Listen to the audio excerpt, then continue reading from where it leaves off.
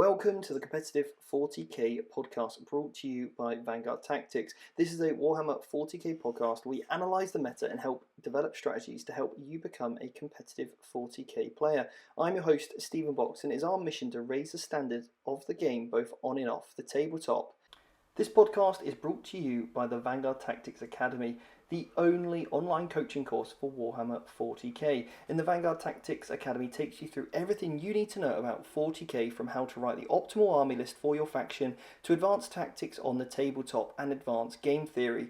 We'll also teach you our step-by-step process to prepare you for any tournament. And the VT Academy will not only help you win more games in the right spirit of the game, but also help you get more value and enjoyment from your hobby. But will also help you feel more confident and comfortable every single time you step up to the table. Welcome back to the Competitive 40k podcast. This is episode number 5, and this is actually a second part of a two-part series. So if you haven't listened to the part 1, which is how to pick your secondary objectives, which was episode 4, go back and listen to that one first, or check it out over on YouTube. But this is going to follow up from that episode. We spoke about all the secondary missions in regards to which ones you should pick for what army. We looked at it from lots of different perspectives, but in this show we dive a little bit deeper into some of the missions, some of the really good combos that you can take in terms of the secondary picks, but ultimately give you a really well-rounded knowledge of the secondary picks and what you should or shouldn't be taking when you get to the tabletop. Now, we have created a cheat sheet, and if you would like that, then all you need to do is head over to our blog post, which is www.vanguardtactics.com/blog/S2EP5, and you can grab yourself that cheat sheet. Now, I'm joined again by Jack and Joe, so we're going to be heading over to that podcast right after our listener reviews. So it's time for a listener review, and this comes from Carbon Boy 226, and he said the champions of sportsmanship. He's given us a 5-star, and he said, honestly, I haven't managed to play a game of 40k yet, but everyone can learn something about good sportsmanship from these guys. Thanks for all your hard work. Carbon Boy 226, thank you very much for your kind review. It really means a lot to us, and that's exactly it. We want to, really help people play the game in the right way as it should be intended, and ultimately win because you're the best general at the tabletop. So thank you very much, and remember, if you want to leave us a review, then we'll give you guys a shout out next week. Jack, welcome back on the show. Hi, Stephen. Good to be back. Yeah, I think we did a cracking episode in part 1, so looking forward to the part 2. Also joined here with Joe as well. Thank you for having me back. No problem. Mate, it's 2 for 2 now. I'm contractually obliged now, I think, yeah. 2 for 2, and the people apparently are calling out for you. Yeah? Yeah, they've said that Joe really makes the podcast. They'd be right. You do edit it. I do edit. I literally do make the podcast, yeah. Yeah. So well done, Joe. You really make it. Yeah. Without you, this whole thing wouldn't happen. Is it because I complained about having to listen to your voice all day, every day? And when I'm doing my job and you're not speaking, I have to listen to you talk on a podcast or recording. Yeah, just make you do it again. It's just wall-to-wall Stephen Box, my life. That's it. Must be a great walls of or house you live in. Anyway, so we're going to be talking all things secondaries. Hopefully you enjoyed part 1 where we went over some of the basics, and in this one we're going to be talking about the mission secondary picks, along with which ones are stackable. We're going to be talking about how to deny your opponent some points, and then we're going to be going on to looking at whether you should be picking based on the mission, your opponent, or your list. And then also some advanced tactics. And each of us at the end of this show are going to be covering our current list that we've been working on and how we've developed that list to, take the secondaries into consideration. So Jack will be looking at it from a Tau perspective, Joe's going to be looking at it from an AdMech perspective, and I'm going to be looking at it from a Craft World Eldar perspective. So again, we're mixing it up for you to give you a breadth, different ideas that you could think about in terms of secondaries. And then we've also decided we're going to have a part 3 to this, where Joe and Jack, I'm going to put head to head in a secondary off. Like bum fights. It's going to be like a live debate. Yeah. Yes. And I'm going to moderate it. Yeah. It's going to be epic. And that's going to be on next week's show. Do we have to are we using our own specific list, or can we just write any list for any army? You can write any list for any army. Mm. Yeah. But you'll have to show each other's lists beforehand, and then I'm going to record segments without you guys knowing. So then the listeners back home, so if you're listening, you're going to be sort of in the mind of Jack and in the mind of Joe. Sorry about that. And seeing how these guys think, basically. Yeah. How does that sound? It's quite good. When you say you're going to do it like when we don't know, so you're going to wait for me to be alone and just record like me talking to myself. No, I'm going to be here recording with you, but then Jack's going to be not listening to what you've got to say. I got you. Yeah. But I think this was a bit of an idea you and I had, Jack, wasn't it, the other week? Yeah, just put everything that we're discussing into practice, isn't it? Yeah, and I think it could be quite funny. So, yeah, we'll see. And then maybe, actually, when you guys come here, Jack, next time, you can play Joe, and we'll see how it actually goes down on the table. Yeah, I'm keen for that. Yeah, so then we can give you guys who are listening a report back on how that game actually went. Anyway, let's have a little look at the mission secondaries. Let's start with these. So these are an option that you can pick when you are thinking about the secondaries. These are kind of their own classification.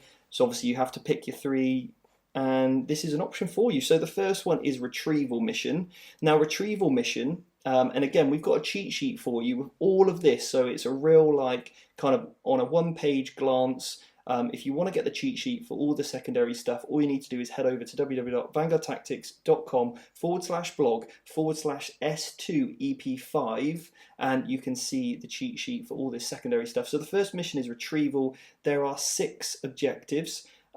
One objective is in each player's deployment zone, and it is a hammer and anvil style deployment, and the other 4 are kind of in a square pattern in the middle of the table. So what I suggest you do, if you've got it there, open up the book, get it out in front of you, and this is the GT handbook you need to be looking at, and it's called Minimal Losses. And I'm actually yet to see somebody take this one against me on playing Retrieval.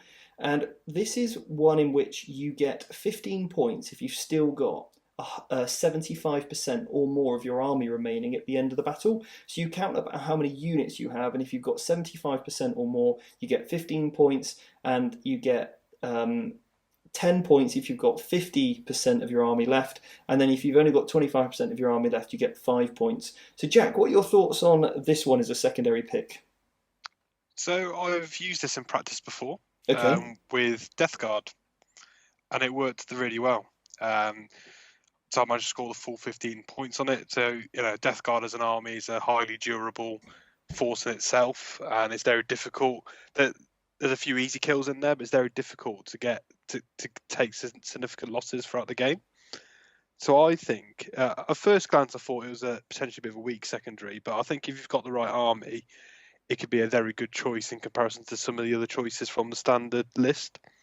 Yeah, now, do we think this helps armies with a lot of units or armies with minimal amount of units? So let's take a knight army, for example. Let's look at one extreme. Let's say you're a knight player and you've got 6 knights. What do we think for that sort of player? I think it's going to be a poor choice, I think, because you need to play with those knights and you're going to lose at least half of them. Yeah. And if it goes badly, you could be left with none or only 25% left. Yeah. So then what about on the other side of this, like some MSU style, like, for example, my Ultramarines, which is just lots of 3 to 5 man units. What do you think on that, Joe? I think it entirely based on what your opponent's bringing, because your Ultramarines are really, really strong. But if you came up against a Tau army or or another Marine army that's got like a high rate of fire that can knock out your small units of intercessors and infiltrators, and maybe the Inceptors, then you tend to have the aggressors left on the table with Calgar and your characters. But maybe those characters could actually pick you up and you still finish the game on 50%, maybe? Yeah, that's a point. If you've got like a lot of characters in a list, could be something that's, maybe an option to go for. Like you said with the Death Guard there, you've got lots of big, durable, tough units, plus quite a fair few characters there that are probably not going to die. Mm-hmm. So actually, if they're contributing to 50% of the amount of drops you've got anyway, then perfect, right? Yeah, exactly the point. In my latest towel list, I've got, I think, about 8 individual drone units, which I can easily play the game without. So I can easily just hide those in the back corner and then look to take this secondary. So people have got to take on the big units to start taking units off the board from me. Yeah. So I think if your army is durable or got, as you say, full of lots of characters, I think it could be a very good pick. Yeah, nice. No, I like it, and I think you do need to consider all the different extremes. Is it right for your army?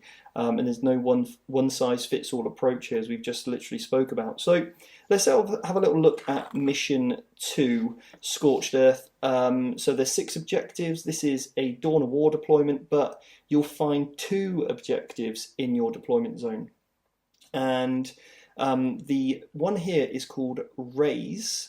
And you basically can raise your opponent's objectives, the ones that are in their deployment zone. If you raise 1 at the end of the turn, then you get 6 points, and if you raise both of them, you get 12 points. So with this action, you have to start this one at the start of your movement phase, and it's completed at the end of your turn. So you already need to be there. Yeah. Before, and you obviously have to be in engagement range to get this action going, and obviously if you're doing an action you can't be doing anything else. Jack, how do you feel about this one? I think it's a very tough one. With having to start the action at the start of your movement phase, you need to be there the turn before, and have no enemy units within range of it. So your opponent's going to be heavily deployed on these 2 objectives to begin with, so I think it's been quite a challenge to get over there, clear your opponent off the objective, and survive your following turn to complete the action. And based that you get 6 points for raising 1 and 12 for raising 2. I think it's a challenging one.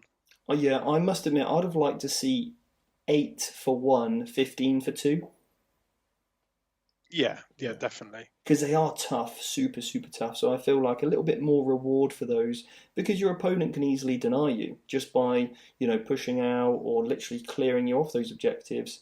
And obviously, depending on the deployment type, in terms of where the terrain is, some of these might be just outside of terrain, or they might be, you might be able to hide inside a piece of terrain that maybe gives you some line of sight blocking or some obscuring, but you need to look at the terrain setup before you even decide to pick this one, because otherwise you guys are going to be sat out in the open, literally sitting ducks before obviously you get shot off the table. Okay, well let's move on. I mean, I don't really have much else to add. Joe, anything else on that one? I think it's a really easily countered secondary, because any unit can do it. So you could put, say, like a Lehman Russ or a Land Raider on it, but all your opponent has to do is charge you and get 1 model within 3, and you can't start that action anyway at the start of your turn. Yeah. So it'd have to be a real late game. Yeah. Kind of play. And then it's such a high risk and not really the reward there, I don't think, for you. But okay, cool. Let's have a little look at Vital Intelligence. And this is Mission 3. This is a kind of Vanguard deployment. So we're looking at board quarters, and there are 6 objectives. 1 is in the deployment zone, and it's called Data Intercept. And this mission is actually a little bit different, because you actually continue to hold an objective until you're taken off it as a primary, which is quite interesting. And with Data Intercept, what happens is you basically put up an objective, or you start this action, and you get a point depending on how many you control, how many objectives you control. And obviously you can control an objective and claim it as yours and then move away from it. Am I right there, Jack, on that one? Yeah, that's exactly right. It's I think this is a great secondary in this style of mission with the number of objectives on the board, and it's quite easy to sweep onto 2 of the midfield objectives, because your opponent will probably swing on to the other 2. So you should be looking to hold 3 throughout the game in this one. Yeah, and that, a nice 3 points a turn for four scoreable turns, isn't it? Because obviously you score this at the end of your command phase. So you've got to make sure that you're, 4 literally scoreable turns, you're looking at a good 12 points, which I think is always nice, isn't it? And if you do well and you do hold the midfield, then fantastic. You could be getting this for maybe 4, maybe even 5 objectives in a turn. And yeah, depending on your board or your army type, you could easily do this. Joe, any other considerations on this one you might think about? It's really good. I think something like Horde army, like Orcs, would be really good at this one. Just covering objectives so you can't get onto it, and then maybe surround the other ones, and then push your opponent back into their deployment zone if you can control the table on this one. So they'll be really good at denying this one. Yeah. It does double up really nicely with raised banners. Yep. But with raised banners, you have to be on the objective. But if you're holding them, it means that everyone you get essentially gets you 2 points. Well, you continue to have the banner until you're taken off it. Yeah. So actually on this, because how I would interpret this, if you're currently still holding it, you could leave your banner up anyway until your opponent takes it off you. So you can still leave it with the banner up, but obviously you can't do a double action on a unit. No. So you'd have to do, there'll be a turn when, one person's doing the data intercept on one of the objectives, but then you wouldn't be able to put a banner up on that one. So, maybe because of that, potentially it's not a good stack. Well, I suppose you could do the data intercept on one objective, and then have another unit raise a banner on it on another one, and then they swap around the next turn. Yeah. And then you put a banner up on that one, and you do the data intercept on another one. Yep, absolutely. That would work pretty well, because obviously the banner would remain up, which is cool. I don't think there's much else to really cover on that one, but I mean, I think it's a pretty good one. Like Jack said, definitely one you should consider, especially if you're really struggling for a secondary pick against certain armies, and you feel like actually, that's doable, even if you're getting 12 points on it. Fantastic, because there are some lists out there that are so hard to pick. You need to look at these mission ones. Okay, next up then is called Surround and Destroy. 6 objectives again, 2 are in each deployment zone. It's called Surround Them. You get 4 points for controlling yours and also your one of your opponents. But if you control all 4, so both your opponents in their deployment zone and both of yours, then you're going to get 8 points. Jack, what are your thoughts? So I can't say that I've taken this one, but playing more games with Tau, I'm struggling to pick good secondaries from the other categories. And what I find is Tau destroy your enemy towards the end of the game anyway. So actually, this could actually be a quite good pick for a more killy list. So you concentrate on removing your opponent in the first couple of turns, then you can look to then jump on these objectives later on in the game. And look to max out those look to max that out, I think. So it's a tough one to do, but I think with armies that look to really pound your opponent and remove units and destroy them, this could be a good pick to then pick up the points later on in the game. Yeah, because it is progressive and also end game scoring. Yeah. So you can, maybe pick up 4 points for a couple of turns. And then, I'm thinking if I was, for my Blood Angels, quite easy to hold my own. And actually, I could probably get onto one of them if I really hit a flank really hard. And bear in mind, depending on how my opponent's deployed, if they've stacked up and tried to defend one, I can stack on the other, get the 4 points, and then wait until end game. And hopefully, if I'm winning well on the mission, maybe I grab a big 8 points at the end. So this one could be quite achievable to max out. I do like it, I think, with some sort of list builds. And especially if you plan to go second. Yes. Because you could run some obsec onto those 2 opponents' objectives. You could concentrate on removing your opponent's obsec. And then, because in your game plan on turn 5, in the last movement phase of the game, you're just going to move some obsec onto those objectives and cap them for the full 8 points. And that's big, and imagine end game scoring, big 8 point swing. Yeah. That's nice, yeah. And there are some builds which you could really heavily stack on the obsec on, and they're going to do really well. Just looking at that really feels like ground control. Yeah. From the old ITC, which was one of my top picks for Tau. So actually, next time I play this mission, I'm certainly going to give that secondary a go. Yeah, nice, like it. Joe, anything to add to that one? This is really good. This works well for armies that have got units that you can remove from the table during the game and then bring them in like right at the end. So like thinking about like Genestealer Cult, for instance, you could return to the shadows on a unit turn 4, bring it in turn 5 in your opponent's deployment zone. Be an obsec, you can easily knock them off. And even if you've only scored it once or twice previously, you're in for a good amount of points on the end game. If you can grab all 4, then you're laughing. Yeah, no, absolutely. I do like a bit of progressive in endgame. I think it gives another benefit to going second, which I like. And it plays to the primary really well, because you want to be holding 2 more. and 3. So yeah, absolutely. Jack, were you going to add anything to that, or are you happy to move on?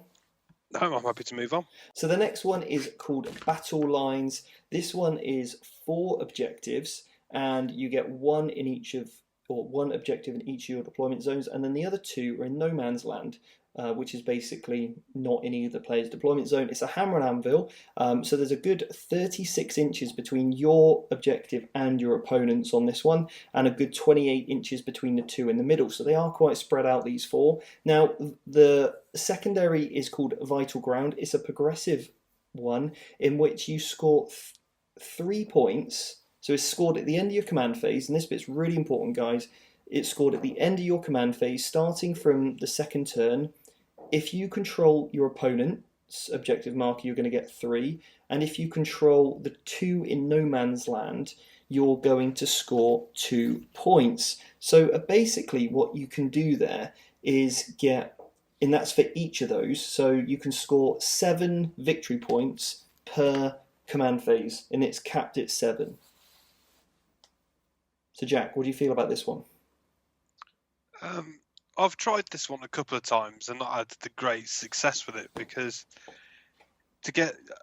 being realistic, I'm never going to push into my opponent's deployment zone, so I'm eyeing up the 2 objectives in the middle. But because there's only 4 objectives in this game, those middle field objectives are so hotly contested. So I've always found it quite difficult to get on, grab the objective, hold on to it until the end of those next command phases to get those points ticking over. So I think if you have a highly aggressive army that can sit and hold these objectives and destroy anything in melee that comes anywhere near it with heroic intervention or sort of similar abilities like that, I think it sounds a lot easier than it actually is in practice.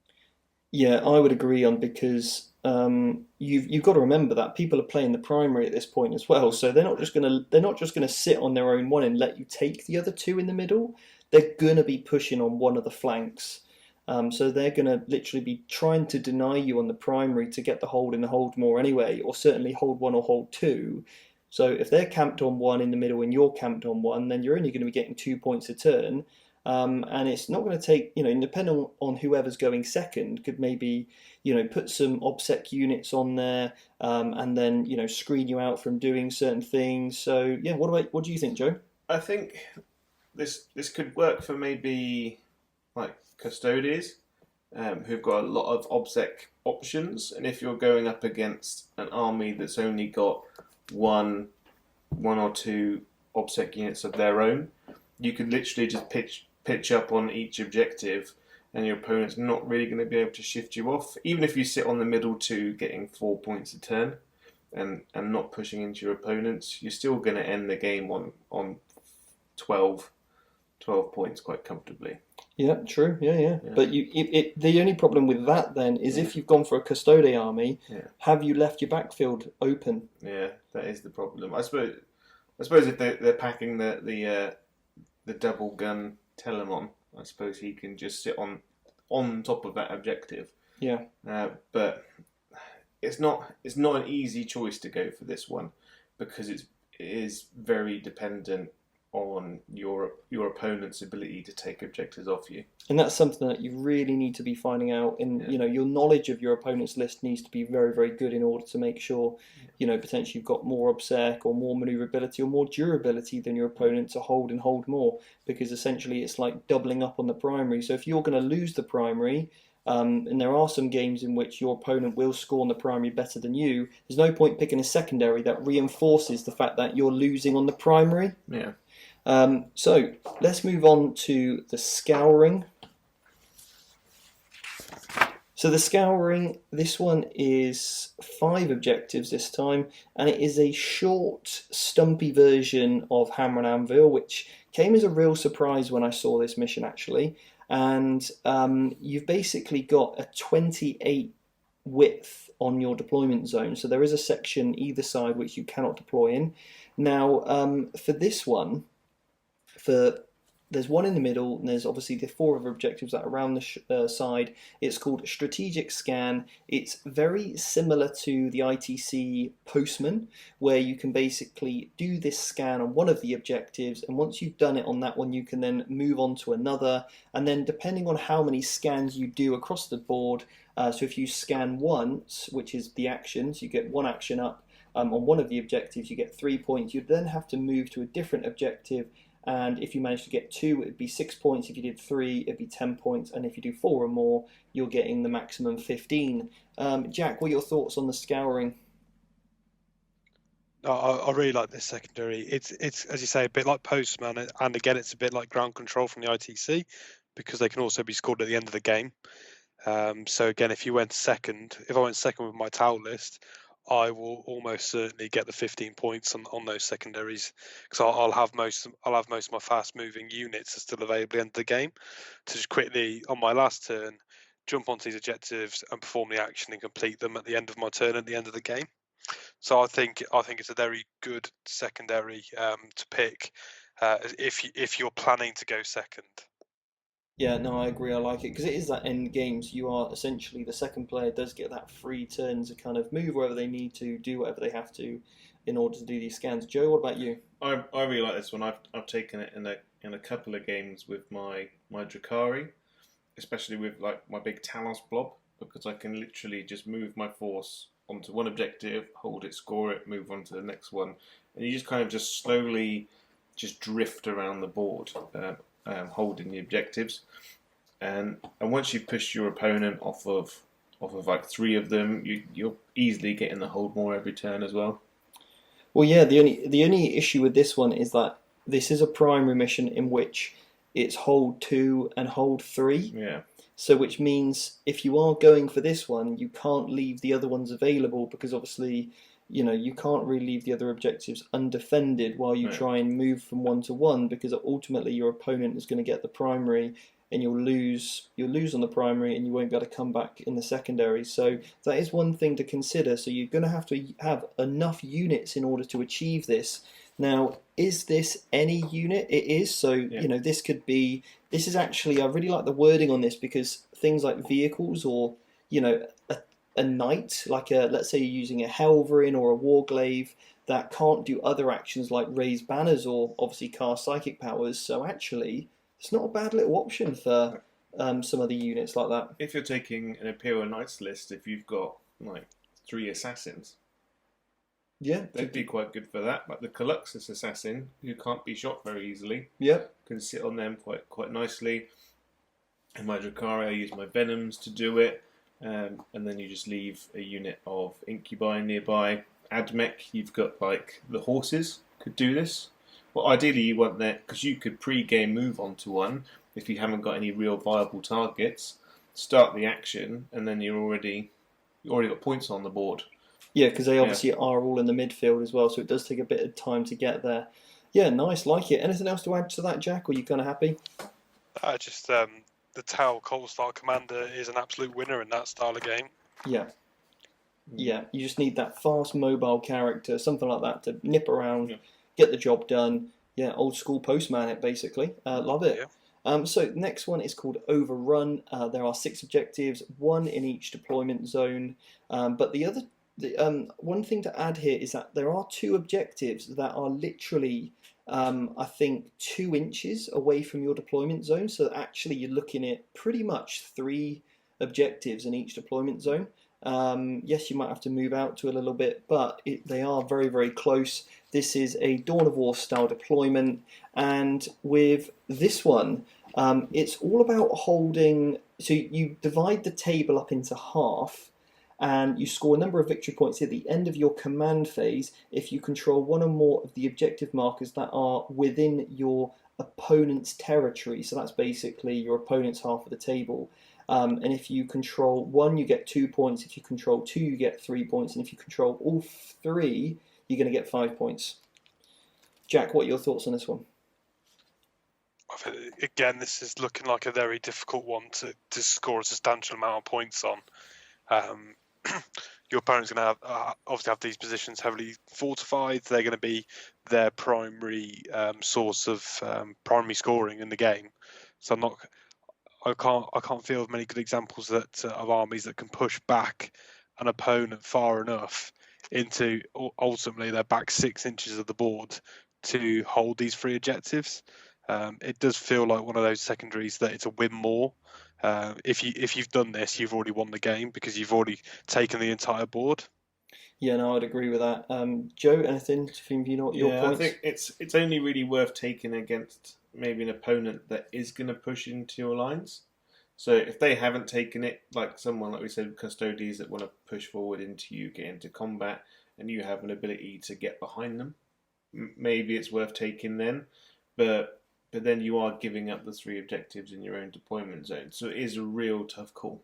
Yeah, I mean, just to put a bit of a counterpoint in there, I could see this one working quite well with my Blood Angels. Yeah. Because I want to hold the middle of the table, and because I'm running lots of, like 5 units of scouts in my list now, what I can do if I'm going second is use my tougher units to move forward, clear off the objective, and I can rinse and repeat that. And even if I just need to move a unit of scout on because they've got the objective secured keyword, maybe I might not push for the 3, but I'd probably push for the 2. Yeah. But again, I'm going to have to do that for 5 turns in order to max that out. But if I'm doing well on the mission, and actually that really lends itself to the Blood Angels playstyle anyways, to constantly push forward.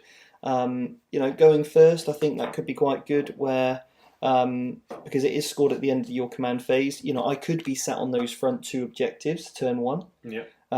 With 2 units of scouts. I could just move on to their turn 1. I've obviously got my Death Company that can go in and also maybe push you back because you're going to have to sort of, as Jack says, keep my opponent honest in their deployment zone. So for a Blood Angel player which has got a good Alpha Strike, some good OBSEC units, and then can back that up with plenty of counterpunch, and normally you've got to go through the Blood Angels in the midfield if you want to get to my deployment zone. So for a Blood Angel player, this could be, or similar army, I'm thinking my Harlequins probably do all right on this one as well. So very different. I mean, I do run quite unique lists, should we say, which are mainly based around combat, but if so, fantastic, I think. Maybe like an Orc player who could just push, like an old school, like 8th edition Orc player who's playing just massive mobs of boys and just flood your opponent's deployment zone. Yeah, with the OBSEC, spending the 2 CPs to ignore morale, stuff like that if needed. Yeah, Jack, anything I've said there which you would disagree with? No, that makes a lot of sense. I think that's a good example with your Blood Angels there of how it can work. Yeah, and I think that's it. It's just having this. We all look at this from a slightly biased perspective, don't we? So that's why I wanted to bring us 3 on, because we all look at the game in a slightly different way. Yeah. Because there obviously are going to be those differing opinions, and all of us are looking for the potential here rather than just looking for the negative. Because you want to be a glass half full kind of guy when you're looking at missionary picks. Or anything in regards to the game of 40k. What can you achieve rather than, oh, well, that army's better than mine, or whatever it might be. So, I'm definitely thinking that's got potential with my Sisters list, my Blood Angels, and also my Harlequins. So the next mission is Sweep and Clear. This is a search and destroy style deployment. It's got the 9-inch radius, and there's 5 objective markers on this battlefield. There's 1 in the centre, 4, 1 in each quarter, so one of them will be in your deployment zone, and you score 3 victory points if you control either of the objective markers in the centre of the battlefield or the objective marker in your opponent's deployment zone at the end of your turn, or you score 5 victory points if you control both of the objective markers at the end of the turn. So literally there's the one in the middle that you've got to control for the 3 points, or you can just get your opponents, and if you get both your opponents and the centre, then obviously you're going to get that 5 points Jack, what are your thoughts on this one? No, I really like this one as it's scored at the end of your turn, and so that means you can max out the 15 secondary points if you just hold the center for 5 turns. So if you have a like a Death Guard army that wants to live in the center of the board anyway, it just rewards you for what your army wants to be doing. And there's also an objective marker there as well, which is also a bonus towards a primary. And you can pair this up with some other secondaries as well that are related to the centre of the board. So I think it's very good secondary and that, but you want to be careful with what you pair it with because, for example, an engage in all fronts doesn't necessarily pair with this one because it might force you to spread out a bit your lines a bit too thin. Yeah, and the primary on this one is hold 1 or hold 2. So that means you can hold your own probably quite comfortably and you can just camp in the middle. So if you've got like a mobile castle, maybe even advance your castle right into the center of that table turn 1, get that good position, take a bit of a hit on the turn 2, but then for the rest of the game, you've got great lines of fire, you've got good threat range, good reach, good target priority. And you can literally hold your own, hold the middle, bang your 10 points in for 4 turns. So to get you a good solid 40, you're going to get a good 15 points on the secondary for this one. And then if you've paired that with, and we're going to talk about some of the stackable ones shortly, but you stack it with a couple of the others that, revolve around the middle or just destroying your opponent, and you could be looking at a very high score on this one. Joe, anything to consider with this one? Well, this is my favourite mission. Okay. By a long way, and it's good for a lot of players. Like even like a Tyranid or an Admech player would do really good on this one, especially if they're running like 4 to 6 of the Castellans. Just move into the centre and then kind of make a ring around it so your opponent can't get in there. And if your opponent does charge you, you can just shoot them off in the shooting phase, and you're just holding that, and then that puts you in a good shooting position to target all the other objectives and keep your opponent off them. And if you've got the movement in your list, you can just easily go grab an objective. And with the primary, it's one of those, once you've held it, you can leave it again unless your opponent comes and takes it off you. Oh yeah, nice, yeah. So yeah, it's great for a castle style army. Yeah, or if you've got lots of infiltrators where you can literally, take the board turn 1, and if you've got infiltrators or anything that can be in the midfield, you can literally control the first 3 objectives in the middle of the table. Your opponent then has to reach out and take it off you, so it means your opponent, if they're going second, needs to spread out. So actually, you could be looking at this could be. Or maybe that is the question. Is this too much of a first turn style mission, Jack? What do you reckon? Would you be going first in this one? Not necessarily. I think a lot of it depends. You mentioned infiltrating units. Not every army has access to them. I still think it depends on what kind of style list you got. If I was playing an army with infiltrating units, I've got infiltrating units as well, and I should be able to shoot and clear them away.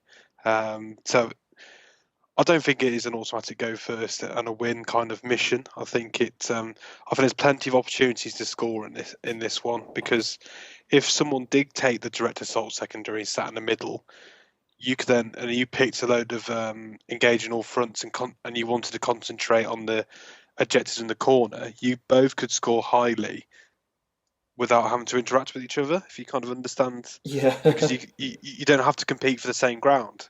In battle lines, it's completely opposite. You're competing over very limited objectives. In this one, you could play 2 different games and not even interact with each other, and both score high points. Yeah, a bit of hide and seek going on. Yeah. Yeah. No, I think you're absolutely right. I think if my opponent had a lot of infiltrators or a lot of pre-game move units, I think there are certain characteristics in the game that are very strong. I think they're much stronger in this edition than they were in probably 8th edition. And actually, I'd probably be looking to go first if my opponent did have that, so I can just make sure they're not going to overstretch me and kind of automatically put me on the back foot in terms of the primary. So next up, the next mission. Sorry, Joe, do you have something else to add? I was going to say, because of the deployment zones on this map, because it is table quarters, I've actually taken direct assault and engage in all fronts. because you literally just have to step out of your deployment zone to get. You need to move like one model or like a squad of 5 guys into the two quarters on either side, and you're getting engaged in all fronts. Mm-hmm. And I've played games with my Drukhari where I've maxed out both of them. Okay, but that is a very, I think, unique list. Yeah, it's a very If you've got an army, if you've got an army with like bully units, maybe like a guard player, for instance, with the big Bullgrin squad. If you've got units like that, or Centurions that can move into the middle. But then you need a lot of cheap units. So I think your Garn example was good because the Bullgrins can go into the middle, whilst cheap chaff of Scions can just drop down, or Guard units can move forward. But I don't think you could do it with maybe a Marine list so much, because obviously they need to stay in an aura bubble around the centre. That would be much better off for just going for the centre and maybe not going for the engage. Maybe your Blood Angels would probably be a good one on that as well. Again, small units with a good bully unit, I think, Okay, cool. So the next one is called Priority Targets. I actually love this mission. One of my favourite missions. And I might say something a little bit controversial later, but you've got basically 5 objectives, and I really love the primary on this one, because depending on who wins the roll-off at the start, you can pick and move one of the objectives 6 inches. So actually, it gives another element to why you want to win or lose that roll-off at the start of the game. So, you can pick to either move the first one and then move the last one, or, you could pick to move the 2 after that. So, and you have to move one of your objectives and one of your opponents, basically. An objective can't be moved twice. Once you've done that, this happens before deployment and everything else, you then nominate one of them to be the priority objective, and you do that in secret. And the secondary mission is you score 3 points if you control either of the priority objectives at the end of your turn, or 5 points if you control both. I'm going to go, Joe, what are your thoughts on this one first? It could be a good one for your Blood Angels, the Harlequins, very fast dives, because if you can put your ones in nice big cover that your cheap units can hold on to, and then move one of your opponent's ones out into the open, so they have to really struggle for it, or they can't defend it, it should be quite easily doable. Yeah, Jack, what do you think? No, I really like the controllable and adjustable element at the beginning of the game, so you can move objectives for both players to suit their play styles. So if you're against a shooting versus a combat army, the shooting army wants the objectives out in the open, and the combat army wants it hidden. In this game, I just like that ability to manipulate the objective placement to suit your current army. So I hope there's more missions to come out that are similar to this one. In terms of the secondary, it's almost a no-brainer, I think, in this mission, because it's the priority target that you picked, and you'll score 3 points at the end of your turn, so you should be looking to max that out for the full 15. Yeah, I don't know if this is too easy to score, that would be my controversial point. I think when you compare this secondary to many of the others, you literally hold your objective in your deployment zone, and a little trick here is, if you win the roll-off, just pick the one to move the first one, and just move the one in your deployment zone. Even if you don't actually move it, you're guaranteeing its placement in your deployment zone. It's your priority. Your opponent's going to have a really hard job to actually get it off you. Yes, they'll probably move the other one 6 inches closer to their deployment zone, but okay, that's fine. So it might make your primary that little bit harder potentially, but now you're going to definitely max out this secondary, and when you can guarantee maxing out a secondary for 15 points, that's so big, and I don't know if it's just too easy, to be honest. It's the same points scored on this one as Sweep and Clear, and Sweep and Clear, you have to bully your opponent off the middle objective, whereas this one, you're guaranteed an objective in your deployment zone. Yeah. Jack, what do you think? Yeah, I think it's... it is, in comparison to lots of the other secondaries, it is so much easier to do. But I'm not sure if that's an intention, or they'll look to adjust it in the future. But I think everyone's going to pick this one in every game they play of priority target. But at least they wash. I could see it being 2 and 4. So if you hold your own, you get 2. If you hold your opponent's and yours, it's 2. Sorry, it's another 2, so it'd be 4. Or if you hold yours and your opponent's, it's 5 or something. It just means that if you just sit and camp on your objective, you're only going to get 10 points. Yeah, I'd agree with that. But then a guaranteed 10 points every game. Yeah, is still really good. Yeah, exactly. So I don't know if it's just that little bit too easy, which just makes it a bit of an auto-include, unless your opponent hasn't picked the right priority target or priority objective, and maybe you've moved it or something. But I think, yeah, I mean, anyway, I think that's our thoughts. That this one's definitely an auto pick if you're playing on this mission. But I don't know how many. I've actually included this into our next event pack because I really like the element of it. Yeah. I just think it's a fantastic mission and a really nice deployment zone, which is a bit different that we haven't seen before. Anyway, so let's move on to some of the stackable ones that we like. Now, so just very, very quickly, we'll go through these, which we've picked out to be stackable ones. Obviously, if you guys at home think of any others, then send us a comment on the blog post, or if you're watching on YouTube, maybe write down your perfect stack. It'd be really interesting to hear from you. So I'll kick off with one of them, which is on the Sweep and Clear mission. It's investigate sites, where you've got to do that action in the center of the table. With the basically any of the units, and you've got to be wholly within 6 of the center, and you just get that 3 points. And combining that with the mission one from Sweep and Clear, which is direct assault, and then also stacking that with psychic ritual. So literally, I'm just going to go straight into that middle. I can investigate it, I can use the direct assault, and also I can do that psychic ritual. So that could be a big old. It's a Hail Mary play if you do get the centre of the table, but if you don't, then you're not going to score anything, which is that high risk, high reward. But yeah, Jack, any stackable ones that you found that you quite like? I think the one we were talking about earlier, the Sweep and Clear, which I think gives you options for stackable. Yeah. So you can either go straight to the centre, or you can play the mission and go around the corners instead. So you get your engage in all fronts, potentially line breaker as well. Also, like literally doing the opposite of the sort of example I gave, is you're sort of predicting your opponent's stack on the Sweep and Clear, and you're literally countering it completely, maybe with a deploy scramblers and engage and a yeah, exactly. So if you're playing banners. Yeah, so if your opponent's playing Death Guard, you know that they want to live in that middle, and they will pick those centre secondaries. So you could just go, right, I think they're going to go for these 3. I'm going to take the complete inverse and just dot around the outside and let them have the centre and try and deny points from that centre. You could go Domination. Yeah. Obviously that's in the same category as engage, but you could go a Domination, get a nice little 3, raise banners on all 3 as well. That's actually not a bad little idea, that actually. And then maybe a deploy scramblers could be good.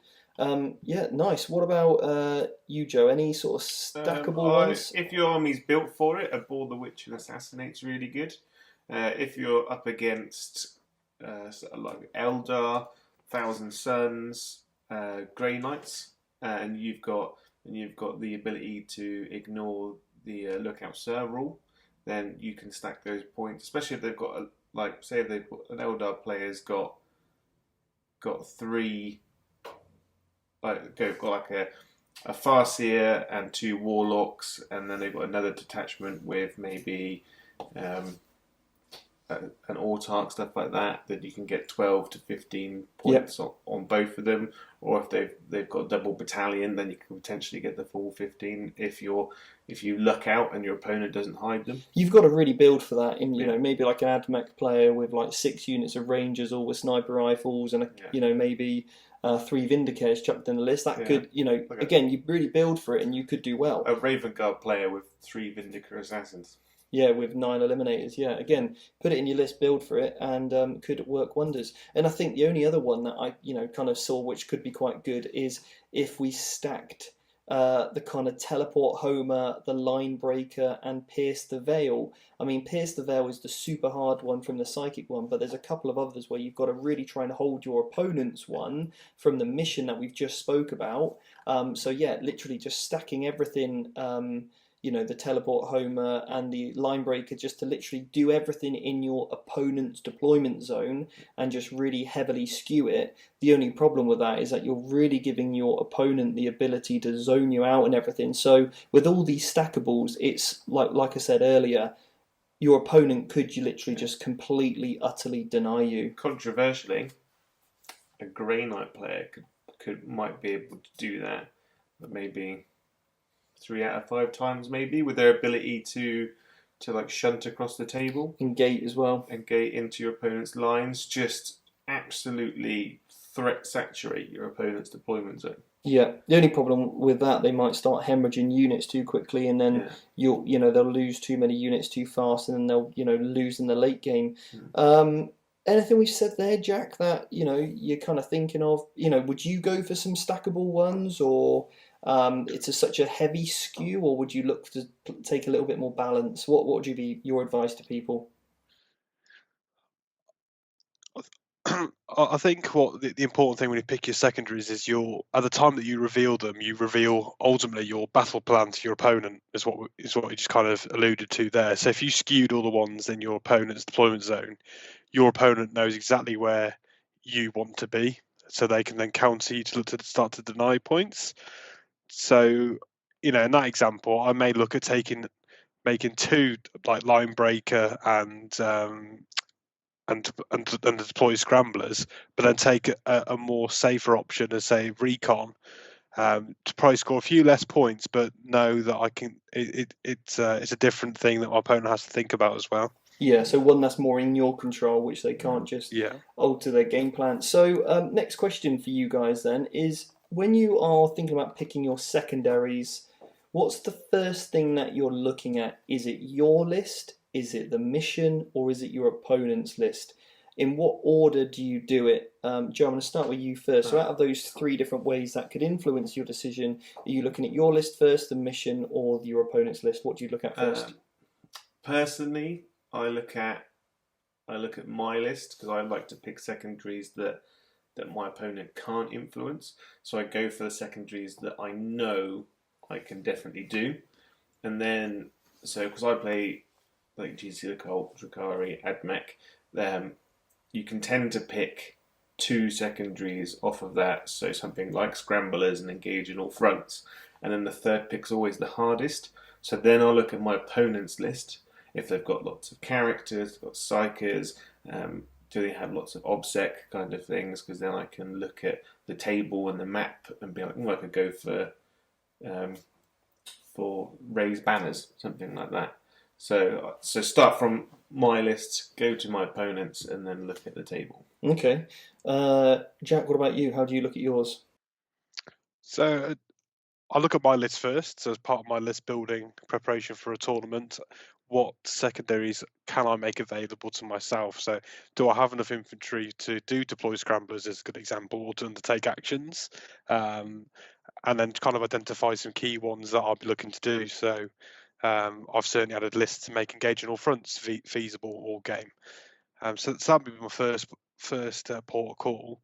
Then I'm probably looking at, is there enough easy kill secondaries that I can pick off of my opponent? Do they have a lot of armor? Do they have a lot of models? A lot of characters? And then I'm looking at the mission secondaries as well. So I'm kind of doing my list, my opponent's list, and then seeing what's left really. Okay, yeah, as an option. Yeah, I am building. So I look at the secondaries first. And then depending on my list, I will literally already, like you do, Jack, build for that secondary. So out of, engage in all fronts, line break, or domination, I'm going to heavily skew to one of those. And then after that, I look at the mission first.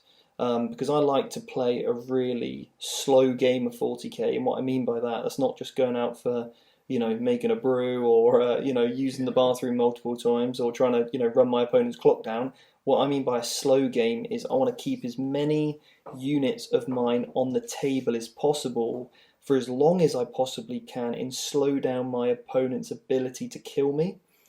So I'm looking at my list first, then I'm looking at the mission, and if I can completely not even engage with my opponent, that's better for me. Because I don't like killing units, I don't like having to kill units, so I like a complete game strategy that's in my plan. And this is something we teach on our academy, which is all about sort of managing the game, managing the point score, managing the game score. So already before I get to the table, I have a pretty good idea of how many I'm going to score based on each mission, and I do my preparation before I even get to the table in terms of the mission to know how many I can score. So I'm looking at that thinking, right, I know I'm going to get X amount from the primary, X amount from, each of my 3 secondaries.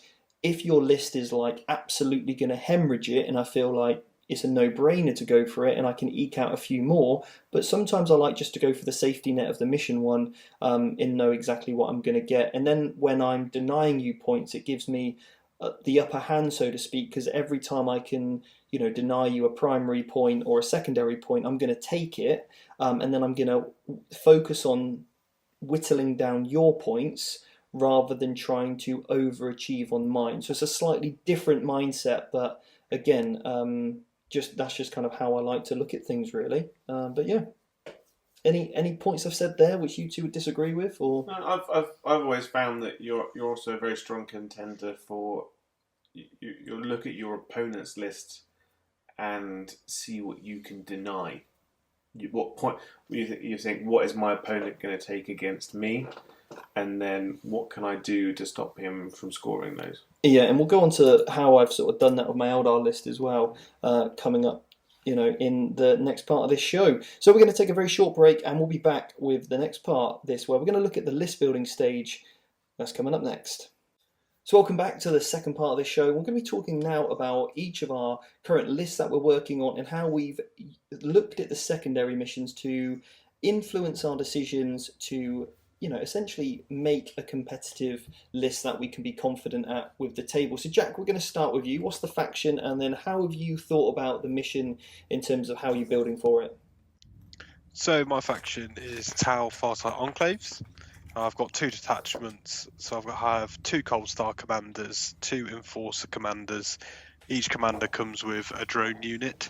Then I've got 1 unit of Fire Warriors, then 2 Riptides, 2 Ghost Keels, and 2 units of Stealth Suits, which the Stealth Suits also come with their drones as well.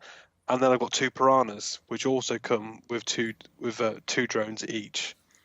So that's basically the list. Okay, and how's this list working in terms of your secondaries? What's influenced your list changes? Because your Piranhas are quite new, aren't they? And obviously they're not a real common choice, really, but yeah, I like it.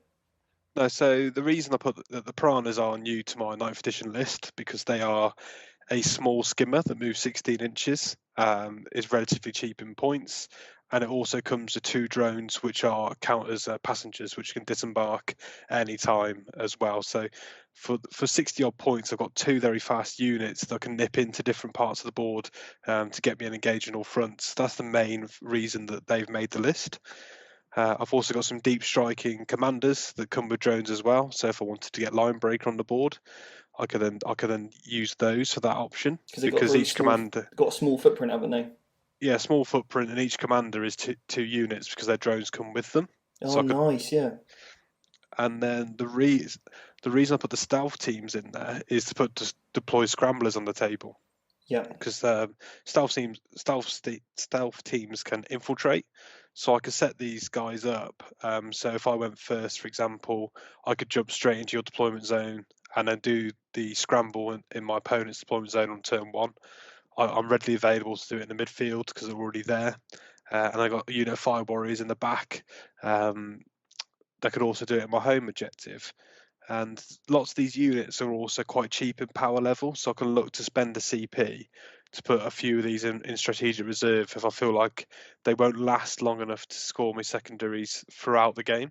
So I can look to put a few parts of it away, keep it safe for later, bring it on to make sure I consistently score those secondaries. Yeah, love it. No, really, really good there. And some of the things you said there would actually lend itself quite well to some of the, the mission ones that we've literally just been talking about. So, yeah, I really like that. So you've sort of downgraded your amount of firepower, haven't you? And actually, you've just gone for a lot more mobility, which is interesting to see. So, great work, mate. Great work. Right, Joe, what list are you going to be talking about? So I'm going to be talking about my Mars AdMech list. It's got Belisarius Call in it, a Tech Priest Manipulus, 3 squads of 3 Cataphron destroyers with the Plasma Culverins, a 5-man squad of Scutari Rangers, 2 5-man squads of the new Sterilizer, the Birdmen, an 8-man squad of the Raiders, the Sniper Dogs, a 4 robot unit of Castellans, 2 Onager Dune Crawlers, and I've also included a Calidus Assassin. Okay, cool. And talk us through, how's your list been manipulated for secondaries? That's it. So I used to have one big 9-man unit of the destroyers, but I found that it struggled to get around the board, and my opponent could literally put all their firepower into that one unit and kill it quite easily because they didn't have to split fire. But by breaking it down into 3-man units, they can move around the board quite nicely, and they can get me things like engage in all fronts. But because they're infantry, they can also do actions for me. So you can basically sacrifice shooting with one unit of 3 and then just use the other 6, which is quite nice, rather than having your one big unit buff it right up to the 9s with the +1 to hit on with the Wrath of Mars. So less of that and just focusing more of your CPs and buffs on one unit, which is obviously the robots, and just getting a little bit more leverage out of those infantry units. Okay, cool. And anything else in terms of you've got the fast attack there, you've got the sterilizers and the dogs. The sterilizers, they're really good for dropping down from deployment to clear off objectives. So if my opponent, to stop my opponent from maybe getting hold more, if I need to get them off their back line. And the Raiders, with their pre-game movement, they work really good for line blockers, but they can get around the table very quickly. I could, if I wanted to do maybe line breaker with the sterilizers and the horses, if I can get them into my opponent's lines. Especially with that, I like to put that 5-man unit of Rangers in outflank, because I can bring those on and do things like scramblers. But you're predominantly going for engage on all fronts with this list, I am predominantly going for engage on all fronts, because the sterilizers can drop down wherever they want. The Rangers I can put in outflank, and the destroyers can start on the board. But if I wanted to, I can quite easily put them in like a unit in outflank as well if I need to. If I really want to null deploy my opponent. And what about the Calixus Assassin? Calidus Assassin. Calidus Assassin. She's really good. Obviously, her main ability is for sapping my opponent of command points. That's a real drain for them. But her ability to drop in anywhere, if my opponent leaves a character hanging out in the wind, then she can drop in 3 plus D6 inches away, so I could go things like Assassinate if I wanted to. Again, because that stacks well with not only the sheer firepower of the AdMech, where you can literally destroy units so quickly to open up characters so that they're no longer within 3, but also you've got the dogs which do a mortal wound on 6s with their 18 shots each, so then you can put Wrath of Mars on them, so for every 6 you roll is 2 mortal wounds. So Assassinate, because of that, Assassin does open things up, and if it's quite an open table, I assume you can just swap that out for a Vindicare, and that's really going to make your opponent think about their placement of the characters. Yeah, nice. So I'll quickly talk through my Eldar list, when then we'll wrap this show up. So the Eldar list that I've been working on at the moment is a little bit of an evolution, because I know Craftworld aren't in the most competitive place at the moment, but I've basically got an Autarch Skyrunner, a Farseer, a Warlock, and a Warlock, all on foot, which is a controversial choice because a lot of people do put them on the Skyrunners. Then I've got 5 units of Dire Avengers, a big old unit of 9 Shining Spears, 3 Fire Prisms, and then 3 Wave Serpents. And on the 3 Wave Serpents, I've put Spirit Stones on and Vectored Engines, and I've took off the Shuriken Cannon on the bottom, which most people have, and I've just gone for the Twin Shuriken Catapult. Now, what I love about this is that the Fire Prisms come in at 170 points. But now I've upgraded my Wave Serpents to also be 170 points. It means While We Stand We Fight is an auto-include for me. Because if I need to, or if I feel like the terrain and the deployment and the opponent's army isn't going to kill my Fire Prisms at their range, if they don't have the threat range to kill me, and also I can use the linked fire stratagem, Fire and Fade one, so one can shoot, pop out in, take advantage of obscuring cover. So if I don't feel like you're going to kill the fire prisms, I'll make my 3 fire prisms while we stand we fight. If I want to play aggressive with the fire prisms and, not let you kill the wave serpents, then I'll put the while we stand we fight on the wave serpents, because you don't really want to be killing a -1 to hit because of the vectored engines, and it's got a 6-up feel no pain, and it -1 damage. You don't want to be shooting the wave serpents because they're not doing anything for me, so they're literally going to hide all game. I can put them in. I can spend 3 CPs and put all 3 of those in reserve for using the stratagem out of the Craftworld book. And then I've just got 5 single units of Dire Avengers, which again I can put 2 units in each of those wave serpents, so when they come down they can drop out, get me engaged on all fronts. The 5 units is nice because I can get the actions going. The great thing about Avengers is that their movement is 7, so I can put them on my front line. I can move them forward 7 inches, and now they're in no man's land to get me deploy scramblers within 1 movement turn without advancing. And I'm predicting that my opponent will go for Abhor the Witch and also Assassinate, because I've got 4 very easily killable characters. But the Farseer, the Warlock, and the Warlock, as soon as it gets to turn 3, because I only buff up my Shining Spears for turns 1, 2, and 3, they're jumping in the Wave Serpent, so now you have to kill the Wave Serpent even to get the Abhor the Witch. So that's pretty much how I'm not only thinking about denying my opponent, predicting what they're going to take against me, but also maximising my secondary picks with Engage in All Front and While We Stand We Fight. Yeah, a predictable choice against your list would be something like Big Game Hunter as well. Yeah. But because each of your vehicles gives up 3 points, but the way the list functions and that whole kind of game of cat and mouse, you can easily deny them all those points just by hiding behind buildings. Yep, so it's not a super killy list, but a very sort of tactical playlist, which is exactly how the Eldar want to play. Is they're a glass cannon, they're fragile, you need to use them that way. So anyway, anything else to add, Jack, Joe? Any concluding thoughts on that? No, I'm all good. Jack, what about you? All good, mate. You haven't heard about my Eldar list yet, have you? I have now. Yeah, you have now. Yeah, now you know you'll know what not to pick against me now. Anyway, Absolutely. But guys, thanks so much for coming on the show once again. I think this has been a really good, valuable show once more, and I hope you guys listening back home have really enjoyed it. So until another episode, we'll see you soon. This podcast is sponsored by Foreground Publishing, who are the leading designers and manufacturers of tabletop pre-painted terrain. Check out the VT Terrain series, which is perfect for competitive 40k games. Just unbox, build, and play.